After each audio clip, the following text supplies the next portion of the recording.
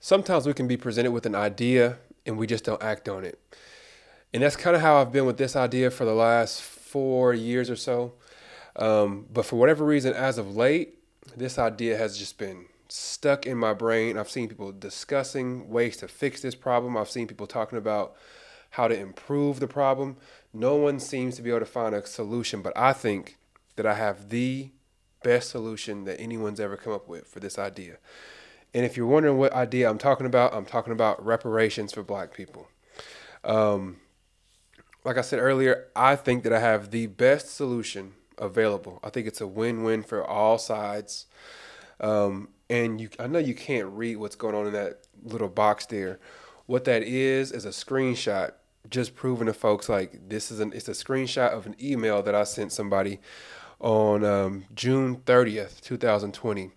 So I know a lot of folks have been talking about reparations. I guess recently people have been talking about it.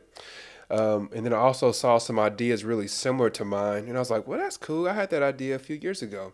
So I wanted to make sure that I had proof that this is not something that I've stolen off of somebody, but this is an idea that came to me. And I emailed some folks about it in a group that we had. And I wrote out this, I think it was like a 3 or 4 page document explaining how it would work. And I figured today I would come on here and just explain audibly on how this whole idea works. Okay, so first, I want to describe who I am to you all. And the reason why I think it's important to describe who I am is because usually you can't understand somebody's motive unless you know who they are, their background, and all of that stuff. Okay, so my name is Jordan Harris. I'm a college graduate. I went to Wichita State University and got my business degree from there. In 2000, so I graduated from my business degree in 2010. Ended up working for a couple of management groups. And then in 2015, I got fired. My wife lost her job, so we were both unemployed in 2015. Crazy situation, as you could imagine, surviving on unemployment checks and stuff. So I ended up saving $45 from my unemployment checks. And some people think it's crazy when I say I had to save up $45, but that's how broke I was. I had to look at my account before I went to Taco Bell. Like, that's the situation I was in. Like, do I have $3 to get 2 burritos? Like, that's where we were in 2015. So I saved up $45 from my unemployment checks, and I bought a vacuum cleaner from Walmart. It was a Dirt Devil little red vacuum cleaner from Walmart. I just started knocking on people's doors, asking for an opportunity to clean their building. And before we knew it, we had one account, and then we had 10 buildings, and then we had 30 buildings, and then 40, and then 50. And once we got to, I don't know, maybe 45 buildings or so, we ended up taking some money out of the cleaning company and then starting a preschool. So now we own three child care facilities with about 220 kids enrolled. We also have the cleaning company where we clean maybe 80 buildings or so, getting close to 100 finally. And all together, we've got about 120 employees. We also own some real estate, commercial and residential real estate that we rent out to people. And last year in 2023, I was blessed to be recognized as the Small Business Person of the Year for the state of Kansas. And that was recognized through the United States SBA. And I was able to go to Washington, D.C., meet Kamala Harris and Biden. So it was a cool experience to be able to sit in the Rose Garden, walk through the White House and all that stuff. And, just 7, 8, 9 years before that, I was unemployed with no money saved up. So it's been a huge blessing, a crazy whirlwind. I wanted to make sure I explain who I am and the situation I'm in today, because knowing who I am will also tell you who I'm not. And the person that I'm not is somebody who's out for a handout. I'm not in bad financial situation. Actually, financially, I'm doing very well. I don't need handouts or anything like that. That's not what this video is about. This video is mainly about the fact that I believe there was an injustice done. And my mind, the way that my mind works, when there's an injustice, somebody's got to correct it. Somebody's got to rectify that issue. And that's why I think reparations is 100% needed, 100% demanded. Okay? So now, what are reparations? Let's discuss that real quick. So reparations, I'm just going to read a definition that you can find online. You can do a quick Google search, and it might even read it to you. Okay? So reparations are payments meant to acknowledge and repair the causes and consequences of human rights violations and inequity. in countries emerging from dictatorship, armed conflict, and political violence, as well as in societies dealing with racial injustice and legacies of colonization. So, reparations is something that, people pay you for an issue. Okay, like if something happened, if your group, let's say, if the American Indians or the Native Americans, let's say they had land stolen from them, and then years later, they end up giving them all kinds of, I guess you can call them concessions and payments and all these things to quote unquote make it even, right? So this has happened for the Japanese people, this has happened for Native American people, and it's also happened for the Holocaust survivors. So reparations is not something that's never happened before.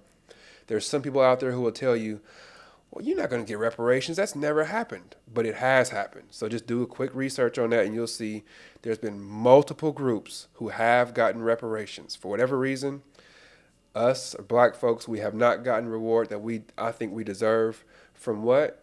Slavery. So why should blacks get reparations? Our people were enslaved for hundreds of years, okay? Hundreds of years. And now we're playing this catch-up game, and it's just not realistic for us to be able to catch up whenever we started from so far behind. And the explanation or the example that I give people just to explain the situation that black people are in and why you see so many black people impoverished today is the analogy that I use is Monopoly. So I grew up playing Monopoly with my dad, with my mom, and my siblings, and also my cousins and whatnot when they would come over. So the best way to describe this analogy is in Monopoly. I'm hoping that y'all have played this before so you can follow along in this analogy. It should make sense to you. So let's assume my brother and I are playing Monopoly and you're going to play with us.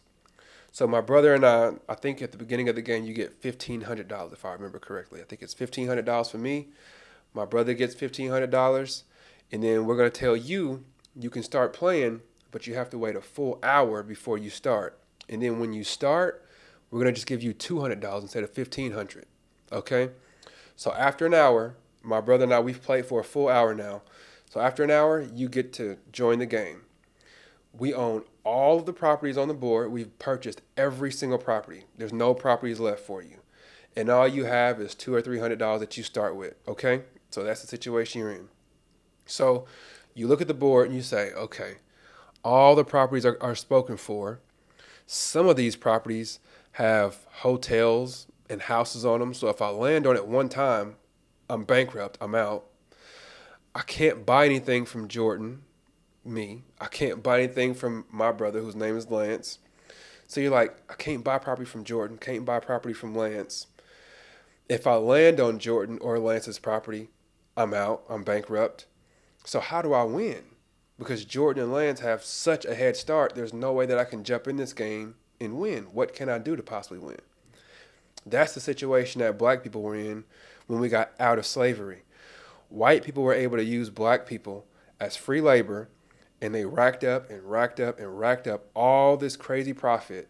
By the time black people were freed and we were able to go out and make money, white people owned banks, they owned huge buildings, they owned corporations, they owned all of this stuff before black people could even buy a horse. Before we could even afford to buy a horse, white people owned banks and corporations and insurance groups and all of this stuff.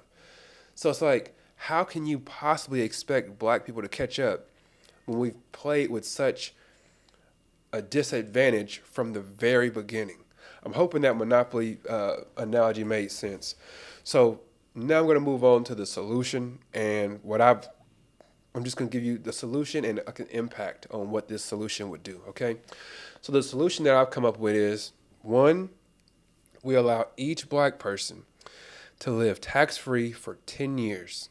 And it doesn't have to be 10 years. I'm just going to my example is 10 years. It could be 10, 15, 20 years. Whatever is the agreed upon time, there needs to be a certain amount of time that each black person is able to, and I don't say African American because I'm not from Africa. I say I'm black. Just put that out there. So if you keep hearing me say black person instead of African American, that's why, because a lot of us have never even been to Africa before. So allow each black person to live tax-free for this example, we're going to say 10 years, okay? So the way that works is each black person gets the opportunity to activate that 10-year window whenever they'd like. So let's say your 18th birthday, and it has to be done after your 18th birthday. So when you turn 18 years old, if you want to activate your 10 years from then, from 18 to 28, which wouldn't be a good idea, you could go ahead and do that. So that means every time you file your return at the end of the year, you get reimbursed for every single tax payment that you made.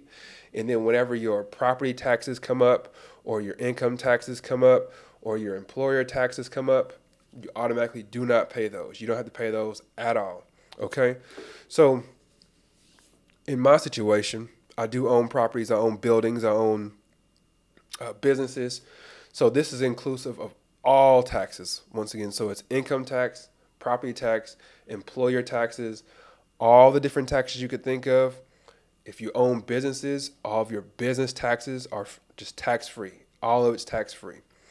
So let's talk about why I think like this directly challenges the opposition. So we've heard stuff like, where is the money going to come from? If we were to do reparations, where's this money going to come from? We would have to pay billions in dollars. Where are we going to get this? Even though they were able to find billions of dollars for the PPP loans and all that stuff.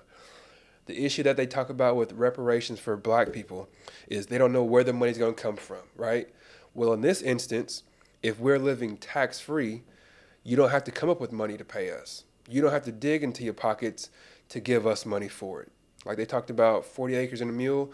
You don't have to do any of that. You don't have to find where these 40 acres are going to be. You don't have to find where these mules are going to be. You don't have to dig into your pocket like the PPP loan and figure out how to pay all these black folks. Instead of doing that, let's just say you don't have to worry about where the money coming from. Instead, we're just not going to be giving you any money. We're not going to be paying your taxes. So you don't have to worry about coming up with any money. The next thing that we've heard, the opposition to reparations is black people, we've heard this before, black people only suck up government assistance funds. You've heard that all the time, that you've probably heard it all the time, just like I have. When people say black folks don't contribute to society, all we do is suck up government assistance. We're on food stamps, we're getting welfare, we're on WIC. All we do is pull from America. Well, if that's the case, you should not miss my tax dollars at all. You should not miss any black folks' tax dollars in the least bit, right? If all we do is suck up government assistance and we don't assist society and we don't contribute, then you shouldn't miss the little bitty tax dollars that we supply to you all, right? So keep that in mind as well. And then another statement that we've heard, I'm sure you've heard it too, is we can't expect handouts and pull yourself up from your own bootstraps. No handouts. Get up and work. Get up and do something. Well, if you think that we don't work hard enough and you feel like all we want are handouts and you don't want to give us a handout in this situation, that's totally fine. We're not asking for a handout. Just don't expect us to pay taxes to you all in the near future, over the next 10 or 15 years, whatever it may be. So that's why I think this situation works out perfectly, because it directly challenges the opposition. Where's the money going to come from? You don't have to worry about paying it anymore. Black people only suck up government assistance funds. Okay, cool. Don't worry about that anymore either, because if we only suck up government assistance funds, you shouldn't be concerned about us not paying you taxes in the near future, right? You shouldn't care about the little tax dollars that we give you all. Then the next thing was pull yourselves up from your own bootstraps and don't expect handouts. This would be a situation where if you don't work and you don't contribute, if you don't start a business, then you don't get the tax-free living. You don't get the benefit. So it works out for everybody. If you don't work, you don't get the benefit of working tax-free. Okay, so let's talk about the impact that this could result in. And I'm giving my actual numbers here. So this is an actual black person who would benefit from this. I'm giving you actual numbers on this. So these are weekly numbers, so weekly payroll taxes. I send in personally $12,000 every week. Not every month or every year. Every week I send in $12,000 payroll taxes every week. And then weekly withholding is about $1,000 because I am an employee of each of my businesses. So I get a payment, I submit a payment to me through QuickBooks, and then I get taxes taken out of my check just like everybody else does. So once again, weekly payroll tax, I send $12,000 to the government every week, and then weekly withholding, they keep $1,000 of my money every week for a total of $13,000 every week that I give to the government. Okay, so let's look at what that would do for the year. Okay, so let's talk about what this would save me for a full year if we were able to do this tax-free living for Black people. Annual payroll tax, it would be $624,000 that I would save. And this is not saying that I would make $624,000. This is saying $624,000 gets added to what I already make because I'm no longer sending this payment to the government. Annual withholding, $52,000. And that's simply $1,000 a week times 52 weeks in a year. Okay, and then also income tax bill, that's $31,000 that I send at the end of the year. So I give all of my books to my accountant. He puts in all the information. He sends me back how much I owe, and I typically owe right at $30,000 at the end of every year. That's what I actually sent in this year was $31,000. So if I was living tax-free, I could keep that. Property taxes.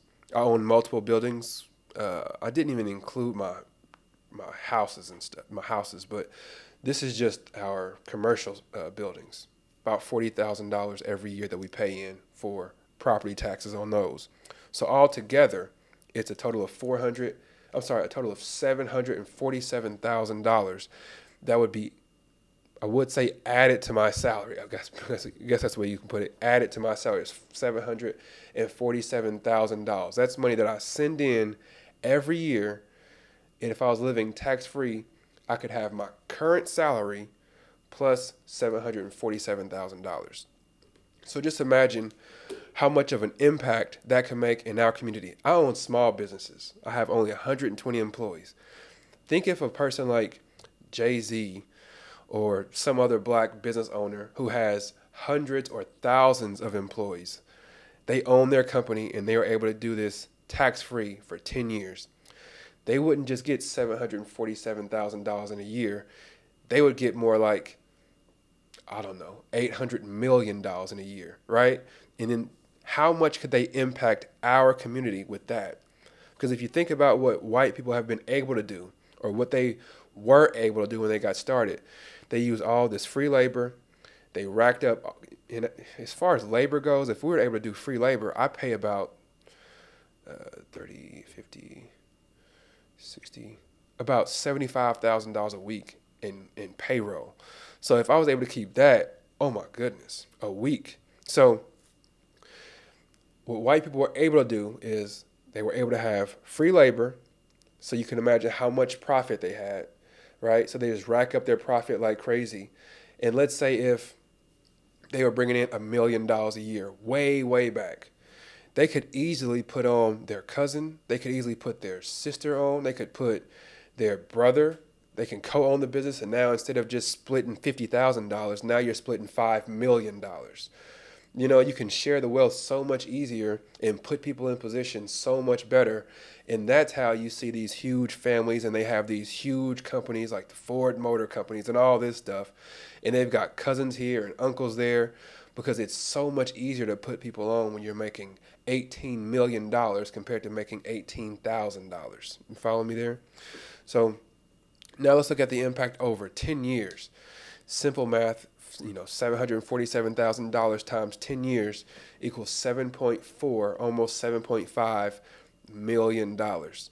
Again, if my sister has a business idea and I've made $7.5 million over 10 years, it's a whole lot easier for me to loan her, because right now if she went to the bank to try to get a loan for her business idea, 9 times out of 10 she's not going to get it. But imagine if I have this much money right here on top of my current salary.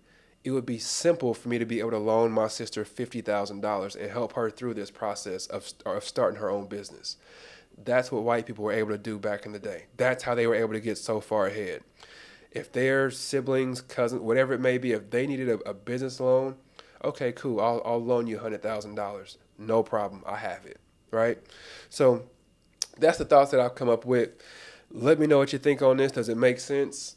I know I've heard a couple of other people who had similar ideas talking about living tax free, and I was like, well, that's crazy because I had that idea way back in 2020. But I think, I mean, whether it's 10 years, 15 years, 20 years, whatever the amount of time is, I think that this would, I don't think it would totally absolve the things that happened to black folks. I don't think it would, I know it wouldn't close the gap between black people and white people, because it's, as far as the amount of wealth goes in this world, like it's a landslide. So would it erase that? No, it wouldn't erase it. I do think if we were able to live, if we were able to get all of our payroll reimbursed every year, I do think that black people could catch up pretty quickly in that sense. But living tax free, it wouldn't allow people to, it wouldn't allow black folks to get on the same level as far as financially with white people, but it would help close the gap a little bit. And then it would allow black people to help other black people get where they need to get financially. So once again, my name is Jordan Harris. I appreciate you watching this video. You could be anywhere in the world, but you're here with me, and I truly appreciate that. So take care. God bless and peace.